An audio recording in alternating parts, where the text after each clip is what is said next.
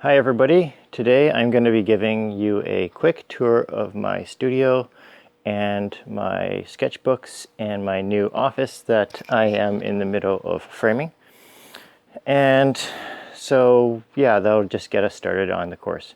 So we moved into this house a year ago, about 13 months ago now. And we did not know from looking at the photos on the realtor website that there was this shop attached to the garage, which is just full of stuff. It's a mess. I can't show you. It's terrible. but this attached shop is filled with bottle caps. And the gentleman here who was here before, this older gentleman and his wife, Norm and Louisa, he was retired for longer than his entire working life. He was a train engineer, and he retired at 45 and lived to his 90s. And I do not know exactly how long he spent working on this shop, but a significant amount of time nailing beer caps to the walls. So all of these caps are individually hand nailed without a nail gun. These are all 1-inch finishing nails, gridded, washed, sorted, and mostly they've been turned square. So like what a space to inherit. And so when we went on the tour of the house, it was quite a surprise. And not only that, but we liked the backyard and we liked the location because there's a field out there where there's a school that my son goes to and a small shopping mall down the street so that we can walk there and get groceries. And so this was the perfect house for us, but it has been a lot of work because a lot of things weren't fixed for a long time. So I'm not going to spend too much time on this tour. Basically, there's a wood shop area, and because dust tends to migrate everywhere, I knew that for online teaching, I need to frame in a separate, clean space. So I've been working on that every day through the Christmas break. I pulled down all the insulation, all the ceiling drywall, lights. Put up new layers of insulation, repolyed it, put the drywall back up, lights. I have a new LED light up there. And then I've started framing this, and so I've been going crazy nonstop for 3-4 weeks. And now the semester started, so I'm going to be basically finishing, putting the drywall, poly insulation, and windows, and a door in here, so that it's going to be insulated and usable.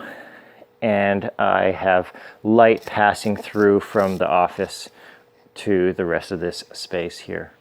Okay, so I'm going to bring my tripod here.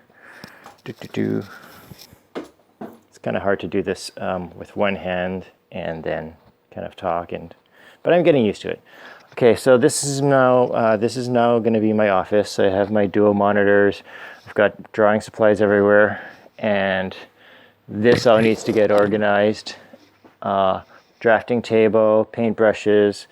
Some supplies will be here. Some supplies are there.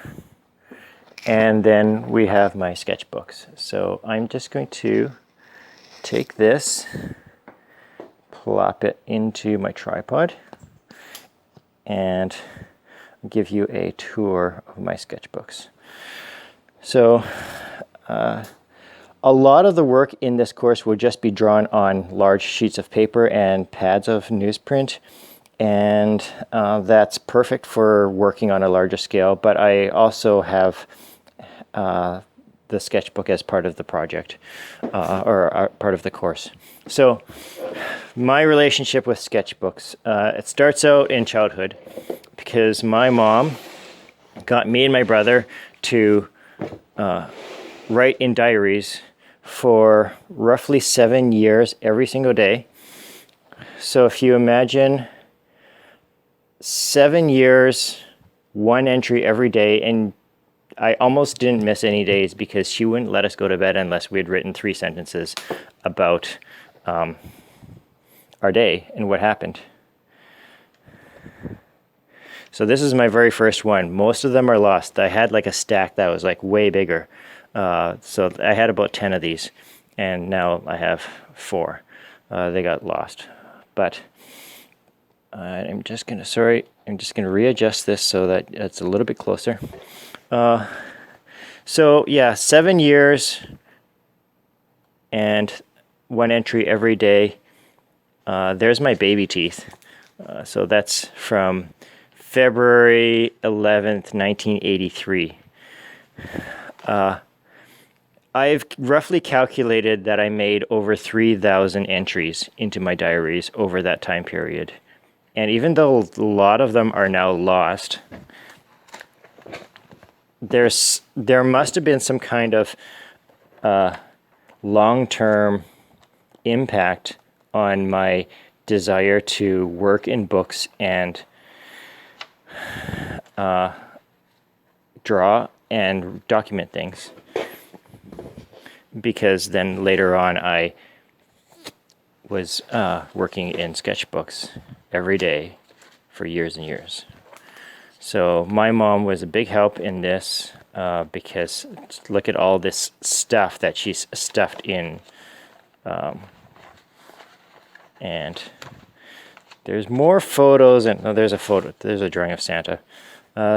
There's just so much stuff in here. So okay, I don't want to spend too much time on this because we're at the beginning of the course, and I have to give you several videos to start you off. But I wanted to kind of show, you know, this is who I am, and this is the base of my practice. So those are mini sketchbooks that I filled up over the years. And these are great. You don't have to have one for this course.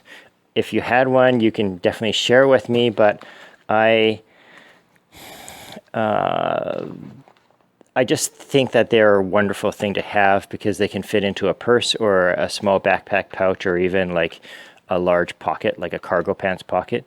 And then you work on them whenever you are feeling antsy to create something, but the barrier for creating something is very low because the page is so small. I mean, that's the beauty of sketchbooks, is they are a private little studio space, self-contained studio space that nobody else has to see, and you don't have to worry about failure. You can experiment, and then if you have like a larger thing you want to do somewhere on a larger sheet of paper and you're worried about the scale, or, you know, quote unquote wasting materials, which is not an actual thing you should be worried about, then working in a sketchbook, because a book like this costs maybe $13, and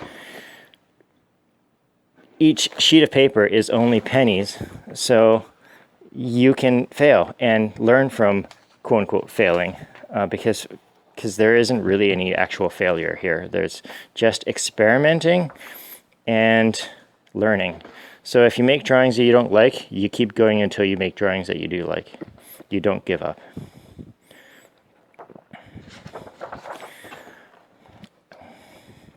So I'm not going to spend too much time talking about what's in these books, even though, you know, they're very special to me.